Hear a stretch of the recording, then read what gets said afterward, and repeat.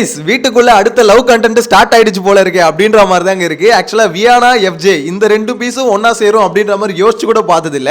எனக்கு நேத்து நம்ம சப்ஸ்கிரைபர் ஒருத்தர் வந்து வீடியோ ஷேர் பண்ணியிருந்தாரு. ப்ரோ இந்த மாதிரி வியானா வந்து எஃப்ஜே கிட்ட ஃப்ளர்ட் பண்றா பாருங்க அப்படின்ற மாதிரி. ஸோ அந்த வீடியோ பார்க்கும்போது லைட்டா அப்படிதான் இருந்தது.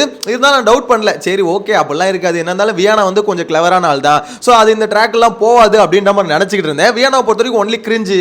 ஸோ இந்த மாதிரி தான் இருக்கும் அப்படின்னு நினைச்சிட்டு இருக்கும் போது இப்போ லைவ்ல பார்க்கும்போது எனக்கு என்னமோ அது கன்ஃபார்மோ அப்படின்ற மாதிரி தோணுது. லைவ் இப்போ பார்த்தவங்களுக்கு தெரிஞ்சிருக்கும். எஃப்ஜேவும் வியானாவும் பேசிக்கிற அந்த டோன் இருக்குல்ல, ஸோ அதை பார்க்கும்போது அது நார்மல் இல்லை, கொஞ்சம் அடுத்த லெவலுக்கு போயிடுச்சு. அதாவது விக்ரம் அண்ணா சொன்னார்ல, நீ ஏன் எஃப்ஜேவை ட்ரை பண்ணக்கூடாது அப்படின்ற மாதிரி. ஸோ எனக்கு தெரிஞ்சு பார்த்தீங்கன்னா வியானா அது வந்து அண்ணா சொன்ன வேத வாக்கை வந்து காப்பாற்றுறாங்க போல, அதை வந்து பார்த்தீங்கன்னா ஃபாலோ பண்ணுறாங்களோ எடுத்துக்கிட்டு அப்படின்ற மாதிரி தான் தோணுது. அந்த மாதிரி தாங்க போகுது. கொஞ்சம் வந்து அது வேற மாதிரி தான் போகுது. அது எதை வச்சு கன்ஃபார்ம் பண்ண முடியும்னா, எஃப்ஜேவோட கேப்டன், இப்போ கேப்டன் வந்து எஃப்ஜே தானே. ஸோ அவர் சில விஷயம்லாம் பண்ணுறாரு, அதுக்கு பயங்கரமாக கைட் பண்ணுறது வந்து வியானா தான் பண்ணிட்டு இருக்காங்க. அதுலயும் ஒரு விஷயத்துல கிளியரா தெரிஞ்சது. என்ன விஷயம் பார்த்தீங்கன்னா, விக்கல் சீக்கிரம் வந்து இந்த கிச்சன் டேபிளில் வந்து யாரும் உட்காந்து சாப்பிடக்கூடாது. ஸோ அங்கே சாப்பிட்டா நாங்கள் க்ளீன் பண்ண மாட்டோம் அப்படின்ற மாதிரி ரொம்ப ஸ்ட்ரிக்டாக சொல்கிறாரு. திவ்யா இந்த மாதிரி ஆளுங்களாம் இங்கே உட்காந்து சாப்பிட்றாங்க, அது எனக்கு சரிப்பட்டு வராது, அங்கெல்லாம் உட்காந்து நான் க்ளீன் பண்ண மாட்டேன்ப்பா அப்படின்ற மாதிரி விக்ரம் சொல்கிறாரு. இது நீ தான் உங்களுக்கு போய் கேட்கணும். இன்கேஸ் நீ சொல்லியும் அவங்க கேட்கலனா நான் அதுக்கப்புறம் நான் போராட்டம் பண்ணுவேன். எனக்கு கிச்சனில் தான் உட்காந்து அவங்க சாப்பிடணும், அந்த கிச்சன் டேபிள் அந்த டேபிளில் தான் உட்காந்து சாப்பிடணும். ஸோ இதில் விட்டுட்டு இந்த இடத்துல வந்து அந்த ஹாலில் உட்காந்து லிவிங் ஏரியாவில் உட்காந்து சாப்பிட்றது இதெல்லாம் சாப்பிட்டாங்கன்னா கண்டிப்பாக நான் அக்செப்ட் பண்ண மாட்டேன் அப்படின்னு விக்ரம் சொல்கிறாரு.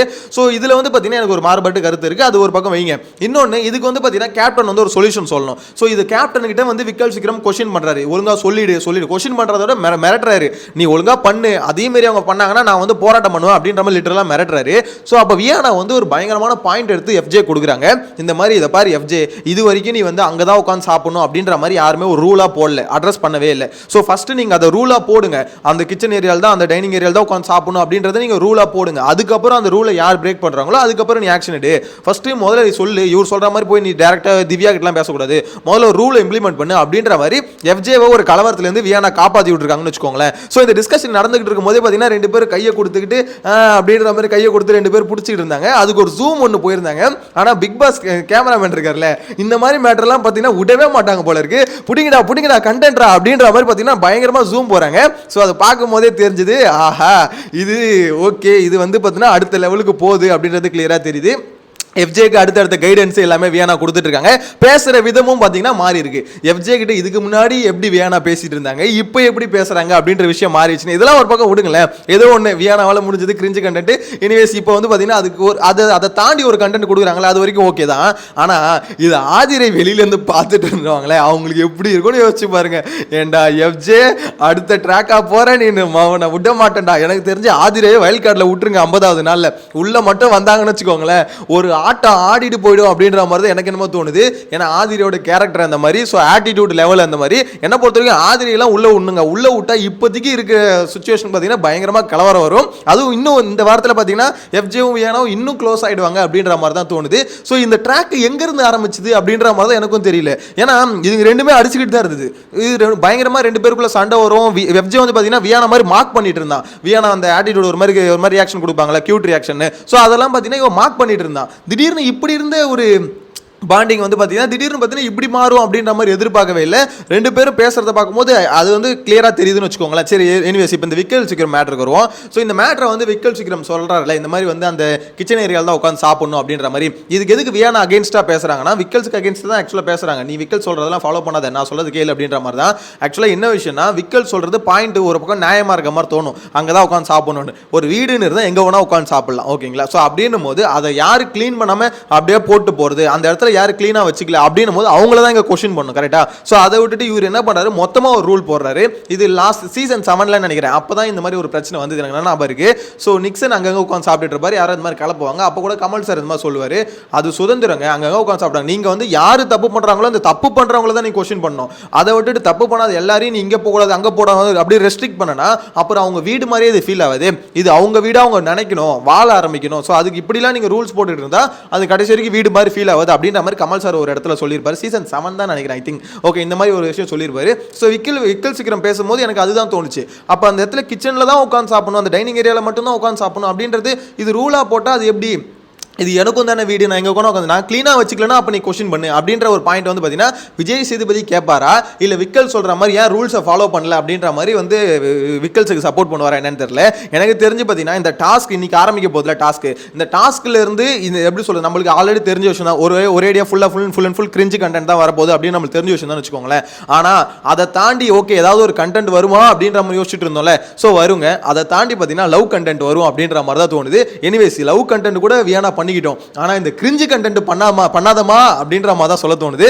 தயவு செஞ்சு இந்த ஆசினி கேரக்டர் கொஞ்சம் ஒத்திவை, நீ இந்த மாதிரி ட்ராக்ல கூட போய்க்கோ. திடீர்னு உங்களுக்கு டவுட் வரும், எப்படி ப்ரோ இது எப்படி மாறுச்சு, இந்த ட்ராக் எப்படி மாறுச்சு அப்படின்னு கேட்டீங்கன்னா, இந்த சுபிக்ஷா ஒரு பேஸ் இருக்குல்ல, இவங்க 2 பேர் தான் க்ளோஸா சுத்திட்டு இருந்தாங்க ஓகேங்களா. 2மே கிரிஞ்சு பண்ணிக்கிட்டு பயங்கரமா சுத்திட்டு இருந்ததுங்க. என்ன ஆயிடுச்சுன்னா திடீர்னு சுபிக்ஷாக்கும் வியானாக்கும் முட்டிக்க ஆரம்பிச்சிச்சு. ஸோ அதுல இருந்து பாத்தீங்கன்னா சுபிக்ஷா ஒரு பக்கம் ஒரு ட்ராக்ல போறாங்க, வியானா ஒரு ட்ராக்ல போறாங்க.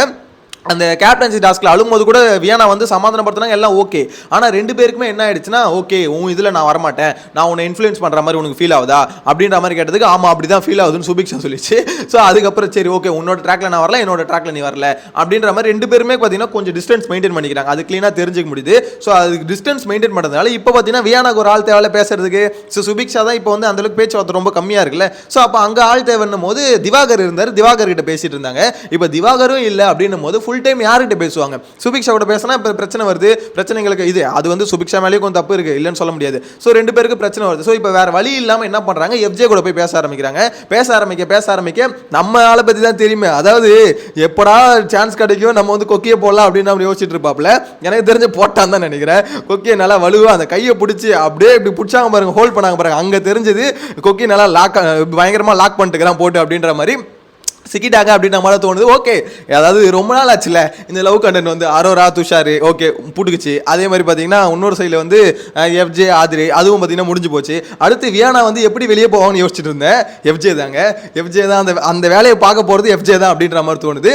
எனக்கு தெரிஞ்சு இன்னும் கொஞ்ச நாள் இன்னும் அடுத்த கட்டத்துக்கு போனால் வியானாவை தூக்கி அடிச்சிருவாங்க. ஆல்ரெடி வியானா மேலே ஒரு கடுப்பு இருக்குது, இந்த மாதிரி நீ ரொம்ப கிரிஞ்சா பண்ணுறமா, ஆசினி 2.0 பண்ணுறமா, மீஷோ ஆசினி மாதிரி பண்ணுறமா அப்படின்ற மாதிரி ஏகப்பட்ட கிரிட்டிசிசம் வெளியே வச்சுட்டு இருக்காங்க. இருந்தாலும் வியானாக்கு வந்து கொஞ்சம் புஷ் எதுனா ஓரளவுக்கு வியானாக்கு வந்து ஒரு கிளாரிட்டி இருக்கு. இப்போ இந்த மேட்டர்ல கூட எஃப்ஜேக்கு ஒரு கேப்டனுக்கு வந்து பாத்தீங்கன்னா இவங்க கைட் பண்ணிட்டு இருக்காங்க. ஃபுல் அண்ட் ஃபுல் டே இப்படி பண்றா அப்படி பண்றா இது கரெக்ட்டா அப்படின்ற மாதிரி இவங்க கைட் பண்றாங்கல.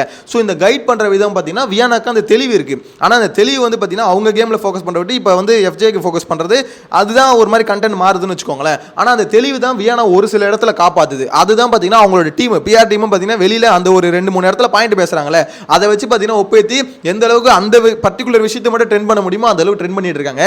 ஆனால் இப்போ உங்கள் எப்படி சொல்கிறது ஆசினியோட ட்ராக் மாறதை பார்த்தா உங்களால் இதுக்கப்புறம் முட்டு கொடுக்கறது நீங்கள் எஃப்ஜேக்கும் சேர்த்து முட்டு கொடுக்கணும். வேறு வழி இல்லை. இவ்வளோ நாள் வியானாவோட டீம் வந்து பார்த்தீங்கன்னா எஃப்ஜே அடிச்சாங்க. இப்போ வேறு வழி இல்லாமல் எஃப்ஜேக்கும் சேர்த்து என்னதான் இருந்தாலும் நண்பன்றா அப்படின்ற மாதிரி பார்த்தீங்கன்னா இதுக்கப்புறம் பயங்கரமாக முட்டு கொடுப்பானுங்க அப்படின்ற மாதிரி தான் தோணுது. நீங்கள் என்ன நினைக்கிறீங்க? இந்த ட்ராக் வந்து பயங்கரமாக இந்த மாதிரி போகும்போது ஆதிரை உள்ளே வந்து எப்படி இருக்குன்னு நினைக்கிறீங்க? பயங்கரமாக இருக்குமா இல்லை ப்ரோ ஆதிரையெல்லாம் திருப்பி உள்ளே வர வேணாம், இந்த ட்ராக்கே கொஞ்சம் போட்டோம் இது பார்க்க நல்லா இருக்கும் அப்படின்ற மாதிரி ஃபீல் பண்ணுறீங்களா? உங்களோட கருத்து எதுவும் இருந்தாலும் மறக்காமல் கமெண்ட்டில் மென்ஷன் பண்ணுங்கள். ஆனால் இவ்வளோ கலவரத்துலேயும் இவங்களோட நிலவரம் பார்த்தீங்கன்னா சைடில் இந்த மாதிரி நான் உண்மையிலே சொல்கிறேன். அந்த வீடியோ ஒரு ஷேர் பண்ணும்போது வியானா ஒரு மாதிரி எஃப்ஜே அப்படின்ற மாதிரி கொஞ்சம் பேசும்போது எனக்கு வந்து ஓகே இது அந்த அளவுக்கு எனக்கு ஃபீல் ஆகல. ஆனால் இப்போ லைவ்ல பார்க்கும்போது தான் நேற்று பார்த்த அந்த வீடியோ வந்து ஓரளவுக்கு ஓகே அப்போ ஏதோ போயிட்டு இருக்கு அப்படின்ற மாதிரி தோணுது. ஸோ உங்களோட கருத்தை கமெண்ட்ல மென்ஷன் பண்ணுங்க. நெக்ஸ்ட் வீடியோல மீட் பண்ணலாம். Bye by.